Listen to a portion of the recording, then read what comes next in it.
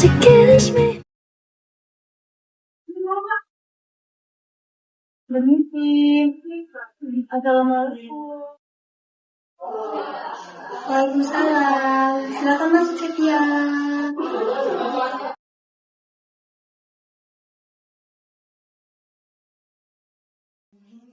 Halo Sepia, gimana kabarnya hari ini?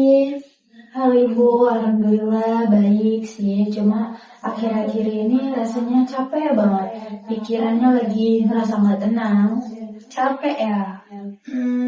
Kamu kelihatan agak lelah memang. Mau minum dulu? Nggak usah Bu. Oke, jadi kita santai aja dulu ya, gak usah tegang. Kita ngobrol santai aja hari ini. Kata wali kelasmu, kamu termasuk siswa yang selalu berprestasi dan selalu aktif ikut lomba ya? Iya Bu, saya memang suka banget ikut lomba. Tapi jujur aja ya, sekarang malah lomba itu jadi kayak beban gitu Bu. Kadang saya takut kalau hasilnya nggak bagus. Jadi sekarang prestasi yang dulu bikin kamu bangga justru terasa menekan, mungkin begitu? Iya Bu, rasanya tuh kayak saya harus selalu sempurna gitu. Kalau nilai turun dikit aja, saya langsung panik Bu, nggak bisa tidur. Ibu paham. Hari ini, Ibu ingin bantu kamu mengenali pola pikir itu dan mencoba menatanya kembali pakai pendekatan CBT. Gimana? Iya Bu, saya mau coba. Baik, Sepia, coba kamu ceritakan kapan terakhir kamu merasa sangat kecewa dengan dirimu sendiri? Minggu lalu Bu, saya cuma dapat nilai 89 untuk tugas biologi. Padahal saya tuh udah belajar sampai malam loh Bu. Bahkan gak tidur sama sekali. Tapi waktu lihat nilainya, saya langsung merasa diri saya ini gagal. Jadi waktu itu pikiran pertama yang muncul di kepalamu apa, Sepia?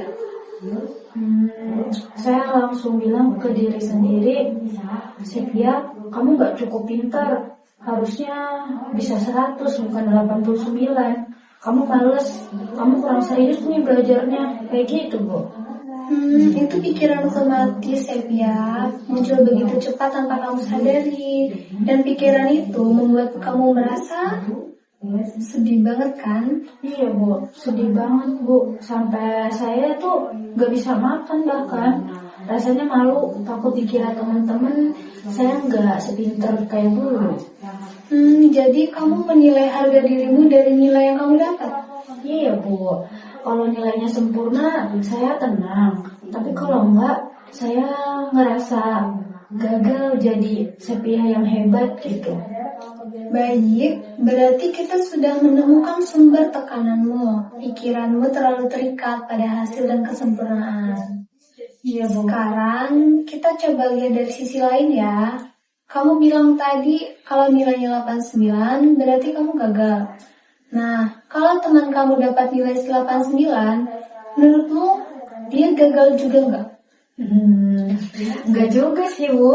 Kalau orang lain saya malah bilang itu bagus banget kok. Nah, menarik ya. Kalau orang lain boleh tidak sempurna, kenapa kamu nggak boleh? Ya juga ya Bu. Saya kayak lebih keras ya sama diri sendiri kalau kayak gitu. Itu yang disebut perfeksionisme maladaptif, Sepia. Kamu menuntut diri sendiri lebih tinggi dari realitas dan itu bikin kamu mudah stres. Sekarang kita ubah pikiran itu ya. Coba pikirkan kalimat alternatif yang lebih realistis. Mungkin ya Bu, yang lebih realistis. Saya sudah merasa keras dan hasilnya tetap baik. Saya bisa belajar lagi untuk lebih baik tanpa menyiksa diri sendiri. Bagus sekali tuh. Sekarang bandingkan rasanya. Kalau kamu bilang ke diri sendiri kalimat yang baru itu, bagaimana? Lebih tenang Bu. Rasanya kayak saya tetap berharga meskipun ya saya nggak sempurna. Persis, itu inti restrukturisasi kognitif. Kita tidak menolak kenyataan, tapi mengubah cara kita menafsirkannya. Sekarang Ibu mau ajak kamu menyelami lebih dalam ya. Menurut kamu, kenapa kamu ingin selalu sempurna? Dari mana perasaan itu datang? Dari kecil orang tua saya selalu bilang gini, Bu. Sevia, kamu harus jadi contoh. Setiap kali saya dapat nilai bagus, mereka langsung cerita nih, Bu, ke tetangga-tetangga. Tapi kalau nilainya turun, ya mereka diem aja. Saya jadi mikir, mungkin mereka merasa bangga kalau saya berhasil. Kayak gitu, Bu.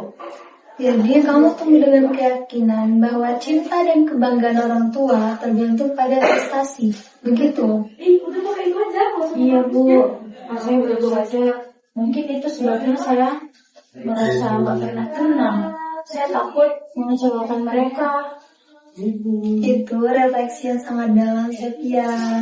Dalam pendekatan fenomenologis, kita menelusuri makna di balik pengalaman. Dan kamu baru saja menemukan makna yang selama ini tersembunyi di bawah tekananmu. Iya, Bu, saya kira saya perfeksionis karena pengen sukses. Tapi ternyata saya cuma ingin diterima aja. Betul sekali tuh. Dan sekarang coba bayangkan kalau orang tuamu tetap bangga padamu bukan karena nilai, tapi karena usahamu, ketulusanmu, dan prosesmu. Apa yang kamu rasakan? Mungkin saya akan lebih bahagia, Bu. Bisa belajar tanpa takut ngerasa gagal. Nah, itulah makna baru yang sedang kamu bangun, Sevia. Kamu sedang belajar bahwa kesempurnaan bukan ukuran nilai, tapi keberanian untuk tetap berkembang. Sevia, kamu sudah melakukan langkah besar hari ini. Kamu mengenali pikiran negatifmu, menantangnya, dan menemukan makna di baliknya. Sebagai tindak lanjut, Ibu ingin kamu membuat jurnal introspeksi pikiran selama seminggu. Isinya 3 kolom saja. Yang pertama, situasi yang bikin kamu stres. Kedua, pikiran otomatis negatif. Ketiga, pikiran baru yang lebih realistis. Contohnya seperti dapat nilai 88. Pikiran negatifnya, aku gagal. Pikiran baru, aku sudah berusaha, ini bukan kegagalan tapi proses belajar. Baik, Bu. Saya mau coba. Rasanya sudah merasa agak ringan sih sekarang. Bagus, Ibu senang dengarnya. Ingat ya, Sevia, kamu tidak harus sempurna untuk berharga. Kesalahan bukan tanda kelemahan, tapi bagian dari kemanusiaan. Terima kasih ya, Bu. Saya baru sadar saya udah terlalu keras nih sama diri sendiri. Nah, itu kesadaran penting. Mulai hari ini, belajar juga untuk memaafkan diri sendiri karena kamu layak dicintai bukan karena nilai, tapi karena dirimu sendiri.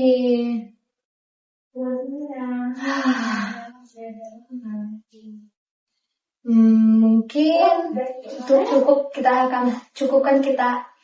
cukupkan hari ini. Kita lanjut nanti ya. Terima kasih ya, Bu. Sama-sama, Sevia.